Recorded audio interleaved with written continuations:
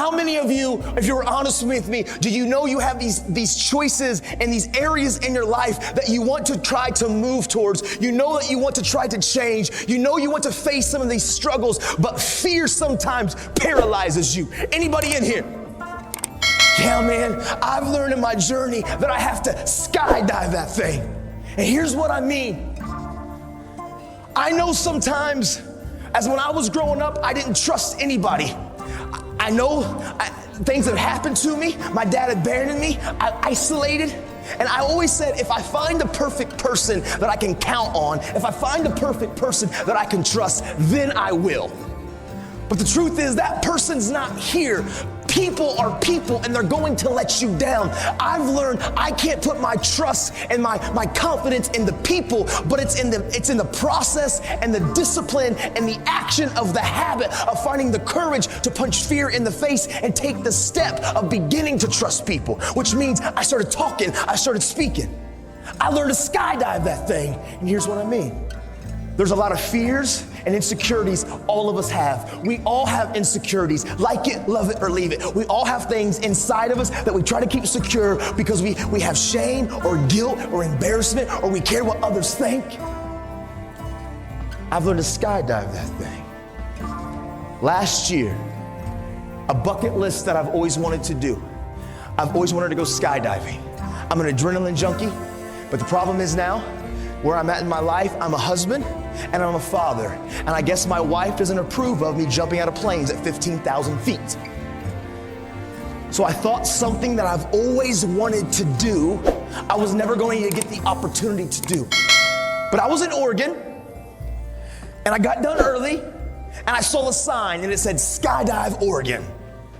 And so I was like, yep. I called my wife. If I can get my wife to say, yeah, we're all good. I called her and I'm like, hey honey, I got done a little bit early. I've always wanted to, you know, it's something that I've desired to do. I think I'm gonna go skydiving. Nah, I'm cool, I'm not going to. Yeah, maybe, nah, I'm this kid, I'm all right, I don't need to do that, it's not probably smart. And she says, I don't think she meant it at all, but she says, because I don't think she wanted to control me, she says, oh no honey, go for it, do whatever you wanna do. But yeah, if you don't wanna do it, no big deal, that's cool too. Click. Dude, I know she didn't mean it. But my eyes got so big, I said, she said yes. So 20 minutes later, I call her. I'm packed up, I got an instructor around me, I'm at Skydive Oregon, and I call her, her eyes get so big, I hung up. She ain't saying no. I'm all in.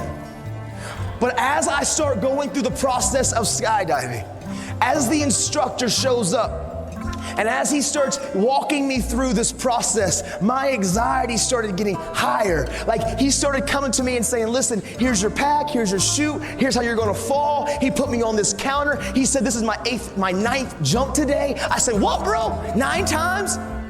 Do you pack your chute? He said, every time. I said, so you packed your chute 9 times today? Are we gonna test the odds? Are we good, we're cool on one more? Did you get tired? Did you miss a fold? He said, nah bro, it's cool. He showed me how he did it. Dude, my anxiety, it's getting higher. This little ratchety plane lands.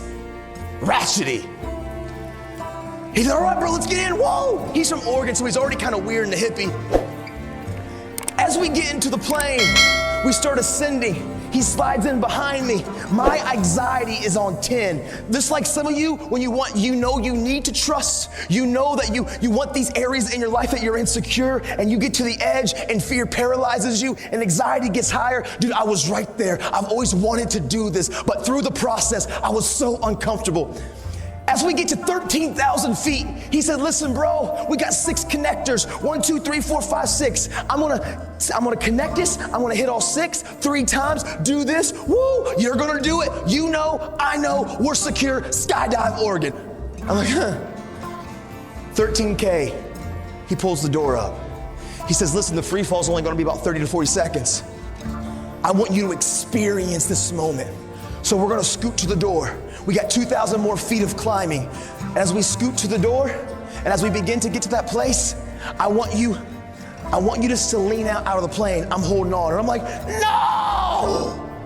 He said, okay, now we're there. Here's the next piece that I want you to do. I want you to take the bottom of your feet and touch the bottom of the plane and hang there. I got you. And I'm like, no! Dude, I was terrified. In that plane, which was the safest place that I could have been, I've never felt more anxiety and fear in my life, even though I've always wanted to do it. But soon as I trusted the process, and soon as I trusted the community of those entrusted to help me learn to skydive, as soon as he got to that place at 15K and he said go, and I took that step, and we skydived that thing, all the anxiety, all the fear, it evaporated. As I free fell and I saw Mount Hood and Mount Rainier and Mount St. Helens, I've never felt more on top of the world. There's a lot of you in here that you struggle with trust. Fear has paralyzed you. You know there's areas in your life that you want to change, you need to change, but man, you get to the very precipice at that door and you run back because it is uncomfortable, and I need you to know change is uncomfortable. I've learned